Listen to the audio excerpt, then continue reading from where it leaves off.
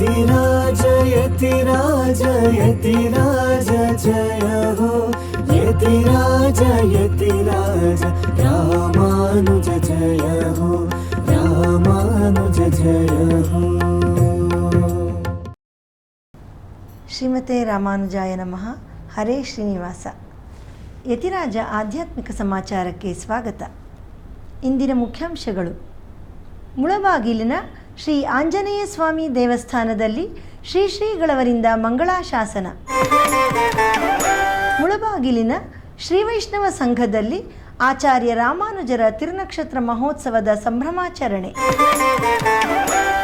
ಚೆನ್ನೈನ ತಿರುವಲ್ಲಿಕೇಣಿಯಲ್ಲಿ ಶ್ರೀ ಪಾರ್ಥಸಾರಥಿ ಸ್ವಾಮಿಯವರ ವೈಭವದ ವಸಂತೋತ್ಸವ.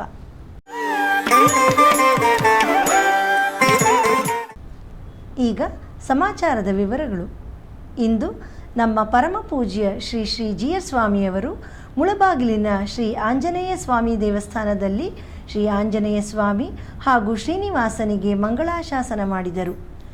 ಮುಳಬಾಗಿಲಿನ ಶ್ರೀ ವೈಷ್ಣವ ಸಂಘದವರು ಇಂದು ಮುಳಬಾಗಿಲಿನ ವಿಠಲನಾರಾಯಣ ಸ್ವಾಮಿ ಸಮುದಾಯ ಭವನದಲ್ಲಿ ಭಗವದ್ ರಾಮಾನುಜಾಚಾರ್ಯರ ತಿರುನಕ್ಷತ್ರ ಮಹೋತ್ಸವವನ್ನು ಅತ್ಯಂತ ವಿಜೃಂಭಣೆಯಿಂದ ಆಚರಿಸಿದರು. ನಮ್ಮ ಪರಮ ಪೂಜ್ಯ ಶ್ರೀ ಶ್ರೀಗಳವರ ನೇತೃತ್ವದಲ್ಲಿ ಶ್ರೀ ರಾಮಾನುಜರ ರಥಯಾತ್ರೆಯು ಆಂಜನೇಯ ಸ್ವಾಮಿ ದೇವಸ್ಥಾನದಿಂದ ಪ್ರಾರಂಭಗೊಂಡು ವಿಠಲನಾರಾಯಣ ಸ್ವಾಮಿ ಸಮುದಾಯ ಭವನದವರೆಗೆ ಸುಮಾರು 4 ಕಿಲೋಮೀಟರ್ಗಳಷ್ಟು ದೂರ ಮೆರವಣಿಗೆಯಲ್ಲಿ ನಗರದ ಪ್ರಮುಖ ಬೀದಿಗಳಲ್ಲಿ ನಡೆಯಿತು. ಈ ಉತ್ಸವದಲ್ಲಿ ಸುಮಾರು 700 ರಾಮಾನುಜ ಭಕ್ತರು ಪಾಲ್ಗೊಂಡಿದ್ದರು.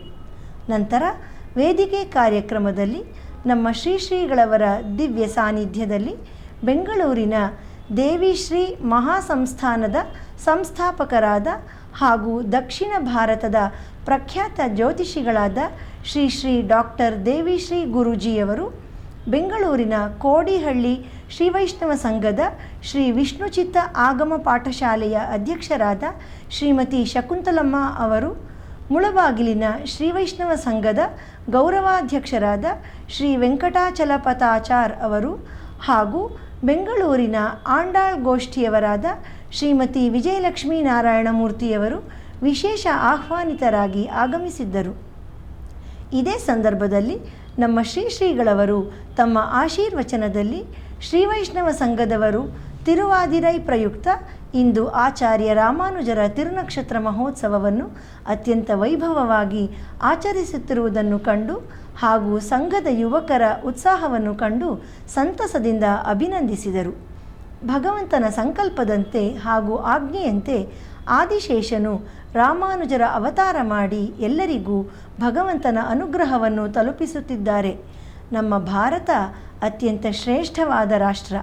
ಇದು ಅನೇಕ ಸಾಧು ಸಂತರು, ಆಳ್ವಾರರು, ಆಚಾರ್ಯರು ಅವತಾರ ಮಾಡಿದ ಪುಣ್ಯಭೂಮಿ ಎಂದು ತಿಳಿಸಿದರು. ಹಿಂದೆ ತ್ರೇತಾಯುಗದಲ್ಲಿ ಆಂಜನೇಯನು ಶ್ರೀರಾಮನನ್ನು ಉಪದೇಶ ಮಾಡಲು ಕೇಳಿದಾಗ ಶ್ರೀರಾಮನು ತನ್ನ ಮುಂದಿನ ಅವತಾರವಾದ ಕೃಷ್ಣಾವತಾರದಲ್ಲಿ ಉಪದೇಶಿಸುವುದಾಗಿ ತಿಳಿಸಿದ್ದನು.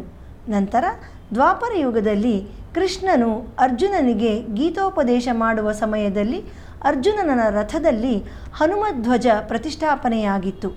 ಆ ಹನುಮಂತನೇ ಮುಳಬಾಗಿಲಿನ ಆಂಜನೇಯ ಸ್ವಾಮಿ. ಕೃಷ್ಣನ ಸಮ್ಮುಖದಲ್ಲಿ ಅರ್ಜುನನಿಂದ ಪ್ರತಿಷ್ಠಾಪಿತವಾದ ಆಂಜನೇಯ ಸ್ವಾಮಿಯ ದೇವಾಲಯವೇ ಇಂದು ಮುಳಬಾಗಿಲಿನಲ್ಲಿ ಇರುವುದು.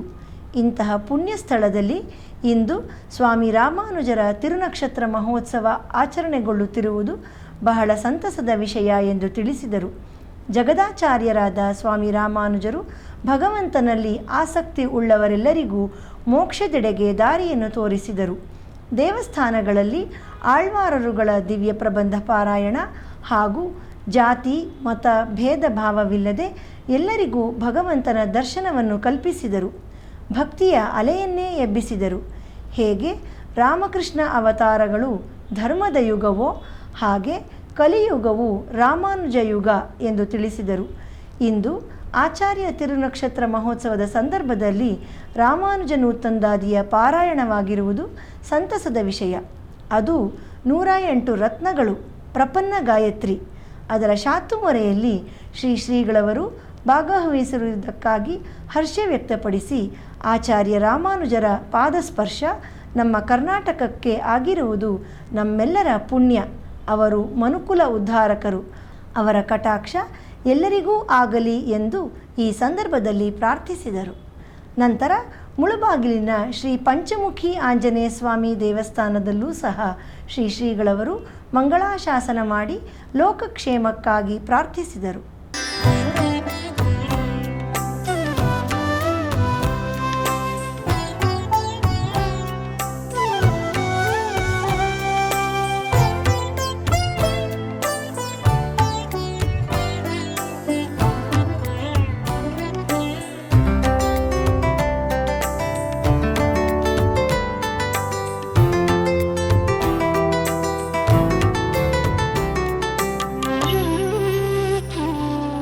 भजयति राजं भजयति राजं भजयति राजं भवभीरो भजयति राजं भजयति राजं भजयति राजं भवभीरो श्रीरङ्गेश जयाश्रय केतुः श्रितजन संरक्षण देवातुः भवभयजगदीशहि सेतुः पद्मानेतुः प्रणतौ हेतुः भजयति राजं भजयति राजं भजयति राजं भवभीरो भजयति राजं भजयति राजं भजयति राजं भवभीरो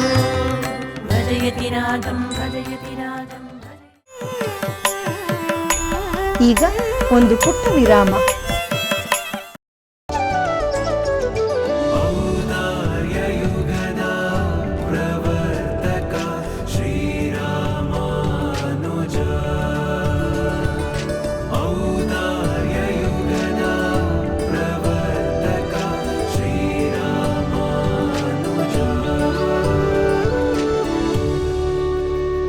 ಭಜ ಯತಿರಾಜಂ ಯತಿರಾಜ ಭಕ್ತಿ ನ್ಯೂಸ್ ಚಾನಲ್.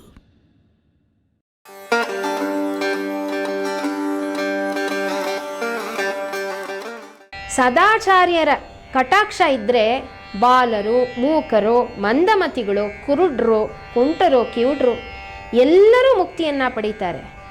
ಹಾಗಾಗಿನೇ ರಾಮಾನುಜಾಚಾರ್ಯರು ಜಾತಿ ಅಂತಸ್ತುಗಳಿಗೆ ಬೆಲೆ ಕೊಡದೆ ಎಲ್ಲರನ್ನೂ ಸದಾಚಾರ ಸಂಪನ್ನರಾಗಿ ಮಾಡಿ ಶಿಷ್ಯರನ್ನಾಗಿ ಪರಿಗ್ರಹಿಸಿ ಅವರಿಗೆ ಮುಕ್ತಿಯನ್ನು ಸ್ಥಿರಪಡಿಸಿದ್ರು.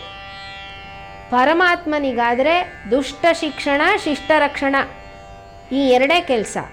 ಆದರೆ ಭಾಷ್ಯಕಾರರಿಗೆ ಆ ದುಷ್ಟರನ್ನು ಸನ್ಮಾರ್ಗಕ್ಕೆ ತಂದು ಅವರನ್ನು ಉದ್ಧರಿಸೋದು ಉದ್ದೇಶ ಆಗಿದೆ.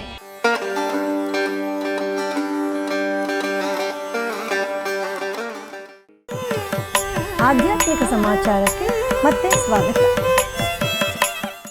ನಮ್ಮ ಪರಮ ಪೂಜ್ಯ ಶ್ರೀ ಜಿ.ಎಸ್. ಸ್ವಾಮಿಯವರ ದಿವ್ಯ ಮಾರ್ಗದರ್ಶನದಲ್ಲಿ ಶ್ರೀ ಯದುಗಿರಿ ಯತಿರಾಜ ಮಠದ ಆಶ್ರಯದಲ್ಲಿ ನಿನ್ನೆ ಒಂದು ವಿಶಿಷ್ಟವಾದ ಕಾರ್ಯಕ್ರಮವನ್ನು ಹಮ್ಮಿಕೊಳ್ಳಲಾಗಿತ್ತು. ಈ ಕಾರ್ಯಕ್ರಮದಲ್ಲಿ ಇಸ್ರೋ ಸಂಸ್ಥೆಯ ಮಾಜಿ ಮುಖ್ಯಸ್ಥರಾದ ಡಾಕ್ಟರ್ ಎಸ್ ಸೋಮನಾಥ್ ಅವರು ಆಧ್ಯಾತ್ಮಿಕತೆ ಮತ್ತು ವಿಜ್ಞಾನ ವಿಷಯ ಕುರಿತು ಉಪನ್ಯಾಸ ನೀಡಿದರು. ಈ ಕಾರ್ಯಕ್ರಮವು ಈಗಿನ ಯುವ ಜನಾಂಗಕ್ಕೆ ಉಪಯುಕ್ತವಾದ ವಿಷಯವಾಗಿತ್ತು. ಅನೇಕ ಯುವಕರು ಇದರಲ್ಲಿ ಭಾಗವಹಿಸಿ ಪ್ರಶ್ನೆಗಳನ್ನು ಕೇಳಿ ತಮ್ಮ ಸಂದೇಹಗಳಿಗೆ ಉತ್ತರಗಳನ್ನು ಪಡೆದುಕೊಂಡರು. ಈ ಕಾರ್ಯಕ್ರಮವು ನಮ್ಮ ಪರಮ ಪೂಜ್ಯ ಶ್ರೀ ಜಿ.ಎಸ್. ಸ್ವಾಮಿಯವರ ದಿವ್ಯ ಉಪಸ್ಥಿತಿಯಲ್ಲಿ ಸಂಜೆ ಶ್ರೀ ರಾಮಾನುಜ ಸಂಸ್ಕೃತಿ ಭವನದಲ್ಲಿ ನಡೆಯಿತು.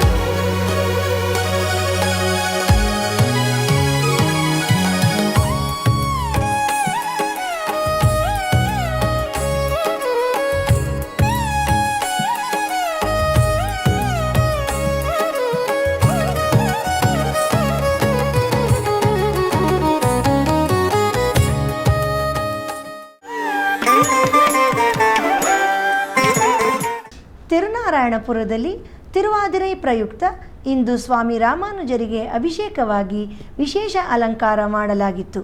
ಬನ್ನಿ, ಆಚಾರ್ಯರ ದಿವ್ಯ ಸೇವೆಯನ್ನು ಕಂಡು ಅವರ ಅನುಗ್ರಹಕ್ಕೆ ಪಾತ್ರರಾಗೋಣ.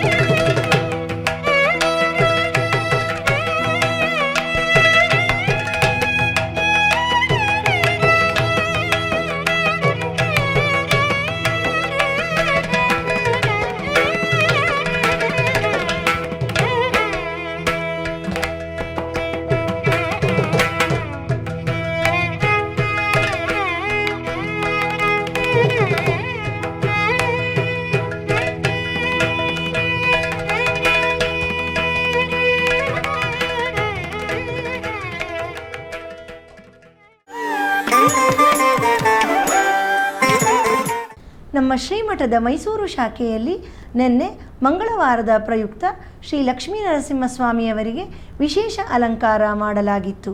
ನೂರಾರು ಭಕ್ತರು ಭಗವಂತನನ್ನು ದರ್ಶಿಸಿ ಕಣ್ತುಂಬಿಕೊಂಡರು. ಈಗ ಅದರ ದಿವ್ಯ ಸೇವೆ.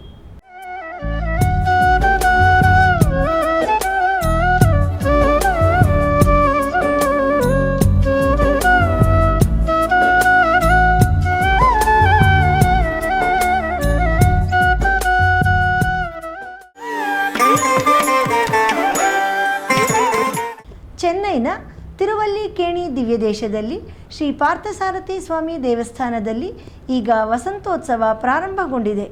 ಅದರ ಮೊದಲನೆಯ ದಿನದ ಉತ್ಸವವನ್ನು ಈಗ ದರ್ಶಿಸೋಣ.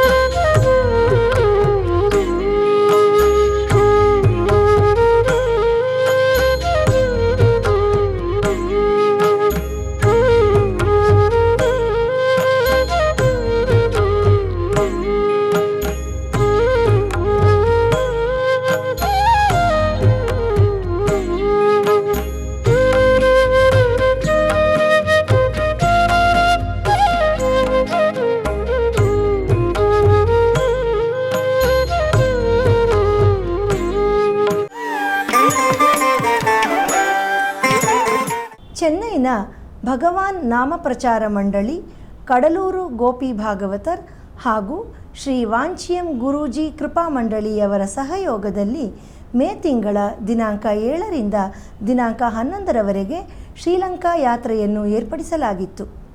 ನಮ್ಮ ಶ್ರೀಮಠದ ಆಪ್ತ ಶಿಷ್ಯರಾದ ಶ್ರೀಮತಿ ಜಯಾಶೇಖರ್, ಶ್ರೀಮತಿ ಆಂಡಾಳ್, ಶ್ರೀ ಶ್ರೀರಾಮ್ ಹಾಗೂ ಶ್ರೀಮತಿ ವಿಮಲಾ ಮೋಹನ್ ಅವರು ಈ ಯಾತ್ರೆಯಲ್ಲಿ ಭಾಗವಹಿಸಿದ್ದರು.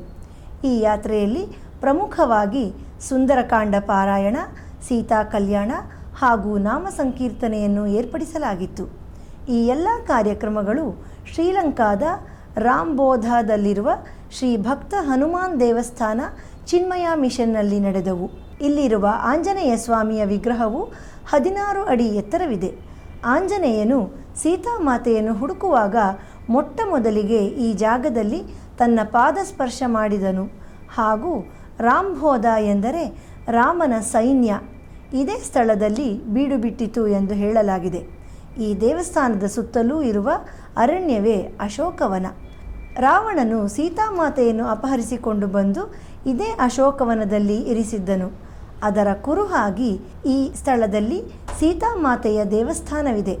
ಆದ್ದರಿಂದ ಈ ಸ್ಥಳವನ್ನು ಸೀತಾ ಎಲಿಯ ಅಂದರೆ ಸೀತೆಯ ಬೆಳಕು ಎಂದು ಕರೆಯುತ್ತಾರೆ. ಇದರ ಪಕ್ಕದಲ್ಲಿಯೇ ಒಂದು ಜಲಪಾತವಿದೆ. ಈ ಜಾಗದಲ್ಲಿ ಸೀತೆಯು ಸ್ನಾನ ಮಾಡುತ್ತಿದ್ದಳು ಎಂಬ ನಂಬಿಕೆ. ಸ್ಥಳ ಪುರಾಣದ ಪ್ರಕಾರ ಈ ದೇವಸ್ಥಾನದಲ್ಲಿರುವ ಶ್ರೀರಾಮ, ಸೀತಾ, ಲಕ್ಷ್ಮಣ ಹಾಗೂ ಆಂಜನೇಯ ಸ್ವಾಮಿಯ ವಿಗ್ರಹಗಳು ಸುಮಾರು 10,000 ವರ್ಷಗಳಿಗೂ ಪುರಾತನವಾದುದು ಎಂದು ಹೇಳಲಾಗಿದೆ. ಅಲ್ಲದೆ ಆಂಜನೇಯನು ಸೀತಾಮಾತೆಗೆ ತನ್ನ ವಿರಾಟ್ ಸ್ವರೂಪವನ್ನು ಇಲ್ಲೇ ತೋರಿಸಿದ ಗುರುತಾಗಿ ಹನುಮಂತನ ಬೃಹದಾಕಾರದ ಪಾದದ ಗುರುತು ಈ ಸ್ಥಳದಲ್ಲಿದೆ. ಈ ಯಾತ್ರೆಯಲ್ಲಿ ಭಾರತದಿಂದ ಸುಮಾರು 250 ಮಂದಿ ಯಾತ್ರಿಕರು ಪಾಲ್ಗೊಂಡಿದ್ದರು.